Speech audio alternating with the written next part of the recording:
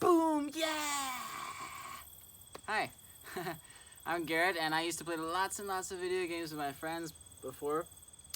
I had a lot of fun when I was a kid, but I actually didn't really know that I could have fun in the world and interacting with other people. I kind of had this special place in my mind for video games where all of my goals and aspirations actually started moving towards, oh, I should become a video game designer, just because of how much I liked video games. That's basically all I would do with my friends at a certain point in my life, and that's what my relationships kind of revolved around. I didn't know what that would mean or how that would affect me until later in my life, though. Going to college, I realized all of my video game playing really didn't add up to very much. Practical skills, relational skills, other kind of skills. I sound like Napoleon Dynamite. You know, like nunchuck skills, bow hunting skills. So yeah. I was really glad that when I started getting to know Jesus, all of a sudden my desire to play video games disappeared. Basically, I had spent all of my money growing up. Every single allowance I got, I would save up and I would buy video games. I started off very young with a Super Nintendo. I enjoyed it. I think there are some good things about video games, but there's a lot of distracting things about them, that kind of take away from real life and, just understanding about problems in the world and how to deal with those problems. It's almost like an escape from reality, right? Kind of like movies and things like that. So, but I was really glad that Jesus just took away the desire. He showed me more of how impactful deep relationships can be and how fun they can be. I started realizing, wow, life is actually fun, and it's more fun than movies or video games. I mean, you are your own character in your own world, and there's so much to do. It's just sometimes maybe people feel trapped and they don't know that there's lots of other things out there. So yeah, I would spend all my money on video games. I had so many video games, huge stacks of video games, and my friends would come over. We would play Nazi zombies. I don't know if you know what that is. I would play RuneScape. My parents would have to tell me, like, don't keep playing that game. They would make restrictions. You can only play this many hours per day, because if I could have, which I did sometimes, I would play all day. I would skip meals. I would not go to the bathroom for a long time sometimes.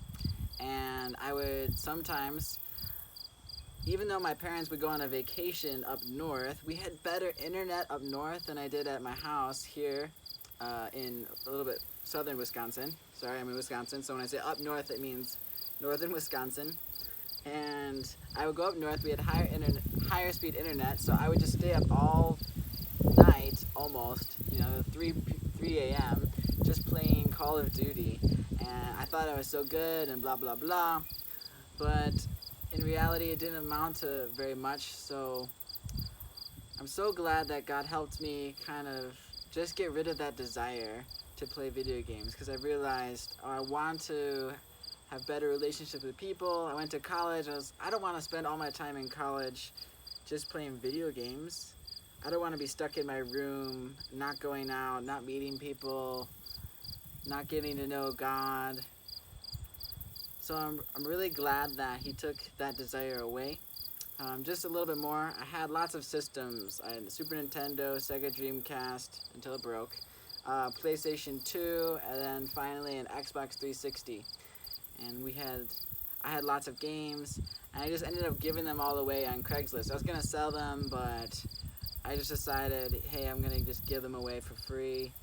And yeah, along with video games, when I was very young, I would even pray. One of my prayers, because I believed God existed, but I didn't understand about Jesus and His sacrifice and what it actually meant to follow Him. Because there's a big difference between just knowing about Him, kind of like, hearing about Him, to really wanting to get to know Him and Him knowing you. So I would pray when I was younger, God, please help Pokemon be real. I wanted Pokemon to be real because that's another thing I really liked. I used to like playing Pokemon on my Game Boy Color, and I thought it'd be so cool if I could go out and catch Pokemon in real life. So I would pray a lot for that to happen. I would also pray for other things too when I was a kid. And I think that was really good, just pouring out my heart as a kid because I couldn't fall asleep for a point in my life.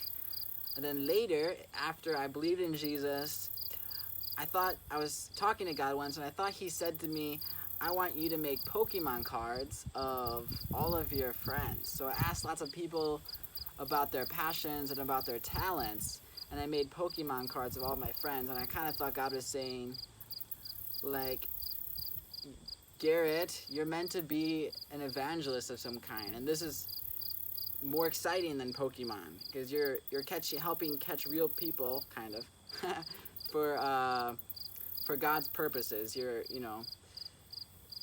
helping Him, and besides gotta catch them all, I felt like gotta love them all. I have to love every person, and through God's love, that will capture their hearts, and they'll be made new and made for a different purpose. Kind of like maybe a wild Pokemon, just would do whatever they wanted to do, but they didn't have that many relationships. They didn't have any relationships. They would just kind of, eat grass or whatever. I don't know what they did. And then, but a Pokemon with a person, kind of like in the shows, they would, have this unique relationship with their owner kind of thing. Anyways, so it's kind of weird that I felt like God almost answered my prayer as a kid, but I never would have expected Him to even try to answer that prayer or to speak to me in that kind of way. So I just wanted to share how God, took away my desire to play video games. Right now, I don't think, all video games are evil, but there's a lot of violence in video games. And I know God is against violence. He is against, hurting people. So certain games I think are really, really bad. And other games are just kind of like, normal, Pac-Man and other games, maybe adventure games, you're going places and doing things. But there's a lot of games I don't think that really help your heart or your mind and that kind of thing. I have heard one story from a guy named Sean Bowles. He's some kind of prophetic guy. He said that he was playing video games and he had some God encounter while playing video games. I think that would be great, personally. I don't think it's not very good for my conscience to play video games. It doesn't make me feel like I'm doing anything good, so I don't really want to.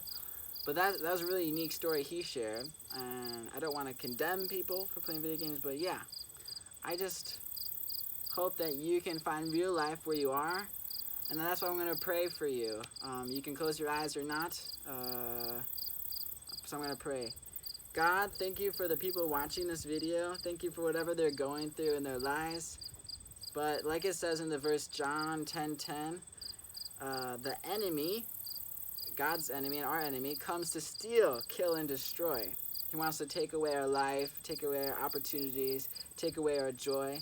But Jesus, you came to bring life and life abundantly.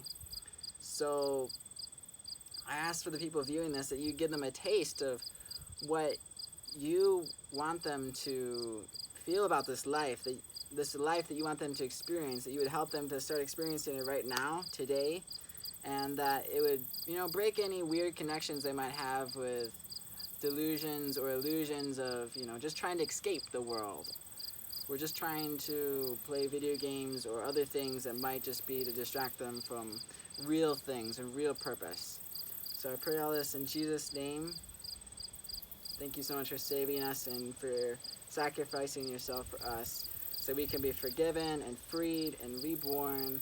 And you rose from the dead after 3 days so we can be justified from everything we could not be justified before under the law of Moses. Because none of us have done it perfectly. None of us have been perfect. We've all fallen short of the glory of God. And each person is valuable to you, God. That's why you sent your son, Jesus. So thank you for watching this, and if you really liked it, that's great. Please comment. That would help me and other people to converse about this.